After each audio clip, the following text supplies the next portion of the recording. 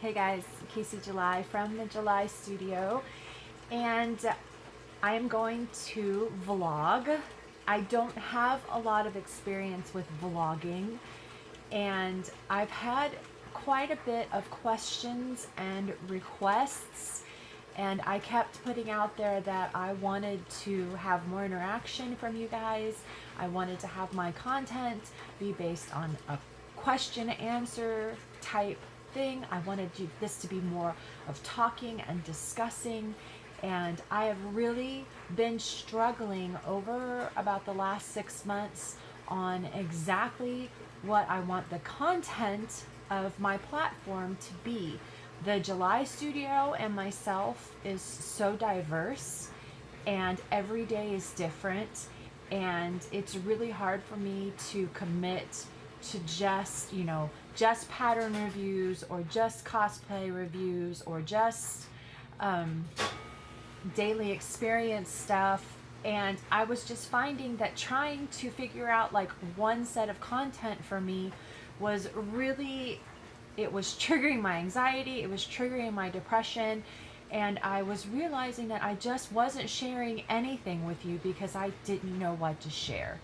So I made the decision that I'm going to start addressing questions from you guys, and I'm going to kind of have more of a vlog feel for a little while until we get the ball rolling in 2019 for my YouTube and for my content.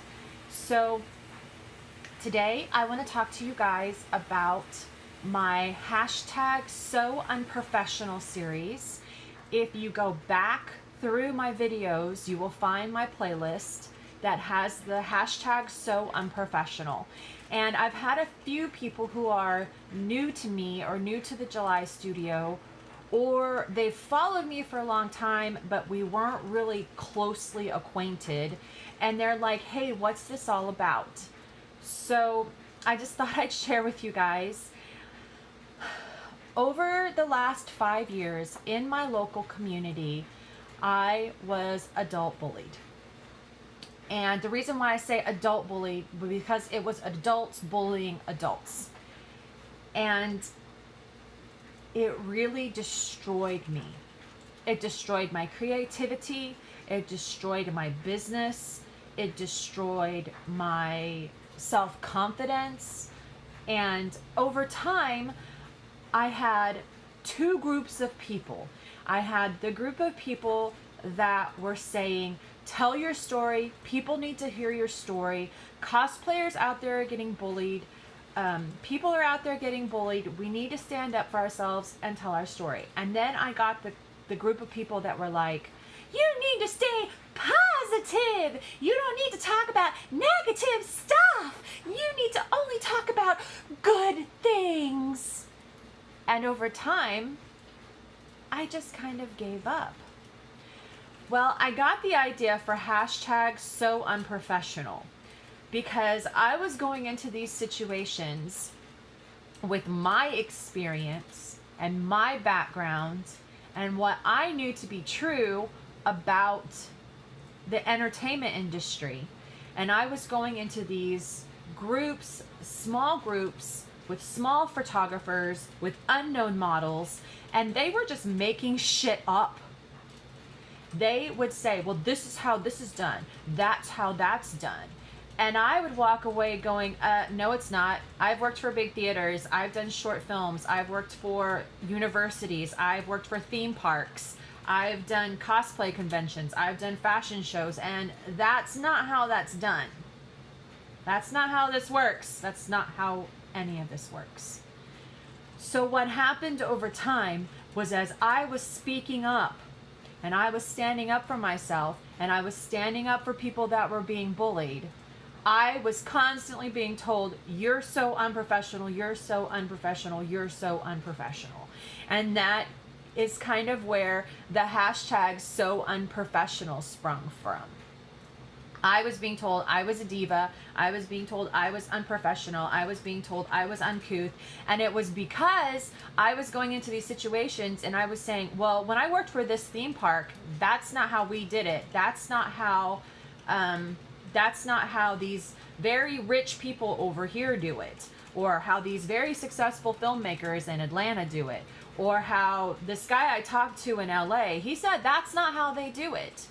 But these small town, small-minded photographers, cosplayers, models, they just got it into their heads that they could just say whatever they want and everybody would just go with it. And if you had any kind of real experience, you were ostracized because you could bring to light that they were full of shit. And so over time, I started doing my So Unprofessional videos. And if you go back and look, each video has a topic. And each time I was talking about something in the industry, my experience, what happened to me. And I never wanted to take this air like I was the all-knowing, all-seeing. I never wanted to take this air like everything I did was perfect. Everything I knew was, gospel Bible truth. That's never what I intended. What I intended was to poke fun at all of these people who thought they were all that in a bag of chips, and they were from this little teeny tiny town in Missouri or Arkansas, and they had never been to LA, they had never been to Los Angeles or Las Vegas or Miami, or been to Atlanta, or been to Philadelphia, or been to Chicago, and they had never worked in the industry. But they got it in their mind that in their tiny little local town, they were the all-knowing and that they were in charge. So now I'm getting people who are saying, you need to talk about your experiences. You need to let people know what happened to you, and you need to share your experience so that other people aren't victimized. Other people know that this is happening in the industry, and it's a very hard choice to speak out. It is you have to have so much courage to speak out. If you are a middle class white girl, you have privilege, you have a platform, and you start to speak out, and you immediately start taking crap. You immediately start taking crap. You're pretty, sit down. And you get told it on a daily. Oh my gosh, you have college education? You're pretty, sit down. Oh my gosh, you've worked for theme parks and theaters? You're pretty, sit down. Oh my gosh, you are a talented seamstress? You're pretty, sit down. That is just what I get. That is what happens to me. And if I stand up and say, no, I'm watching this happen and I'm not going to allow it to happen anymore, you're pretty, sit down. So the conclusion that I came to is, for right now, the platform that the July studio is going to take is I'm going to vlog, and I'm going to speak out, and I'm going to talk to you about the things that are bothering me. If you're enjoying this, if you want to watch this, if you're intrigued and you want to hear more, keep watching. Like, comment, subscribe.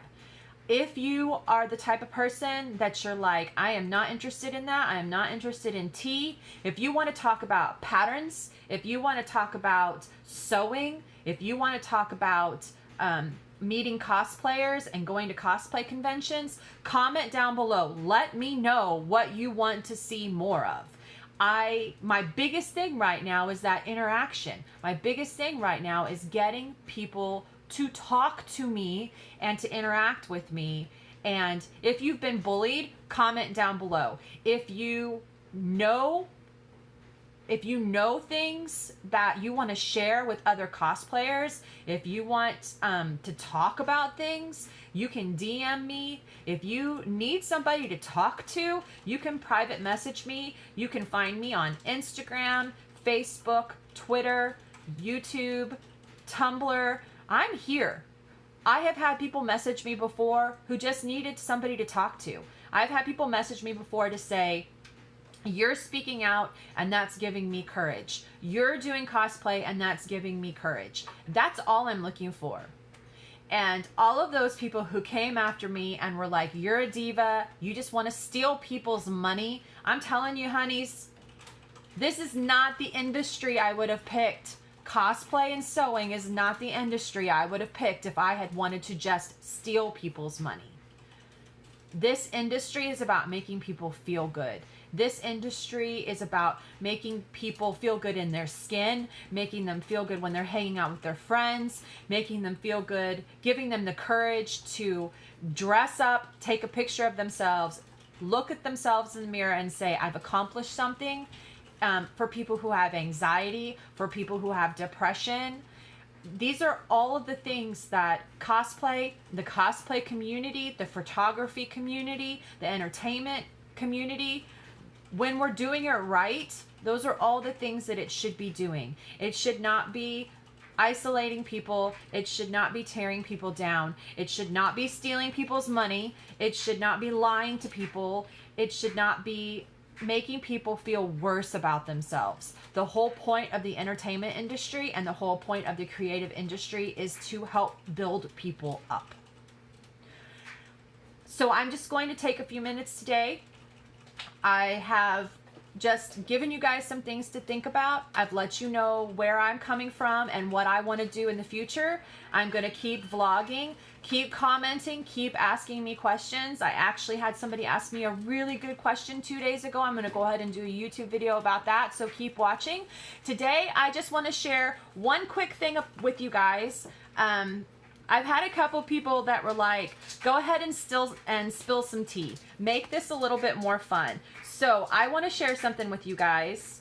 For some of you who have been through, and you don't have to see it real pretty, but this is a picture that I recently shared on my Instagram. Had absolutely no problem sharing it. I love this picture. If you go check out my Instagram, you will see the waterfall series. And one of the things that I want to talk about with you guys for just like 2 minutes is how ideas get stolen. That waterfall is literally in my front yard. Those models are people that I knew, that I messaged, that I said, come model with me. Those dresses, I made those dresses. The concept and the idea for the photo shoot was mine. I'm the one that got people together. I'm the one that said, hey, let's get together and shoot this. I have this idea for these fairies at this waterfall. There were 2 photographers there that shot. I invited those photographers to come shoot. Now, after the shoot was over and the photos were released, people crowd around the photographers. Your work is so good, your work is so good, your work is so good. Now that I've explained that shot to you, I'm going to ask you, whose work was it? Comment down below. I will tell you, I will always give a photographer credit for their shots. But how do people who are doing things that other people can't see get recognized? The person that picked the waterfall, the person that picked the models, the person that made the dresses, the person that came up with the ideas. And then it's so easy for other people to run away with your work. And that's how easy it is for somebody to get cheated out of credit. All right, guys, tell me what you think. Comment down below. Make sure to like, make sure to subscribe, make sure to comment, make sure to share. Let's keep the conversation rolling. Like I said, I had somebody ask me a really good question a few days ago. I'm going to go ahead and shoot another video of that for tomorrow. I love you guys. Like I always say, take care of yourselves, and I'll see you again soon. Bye.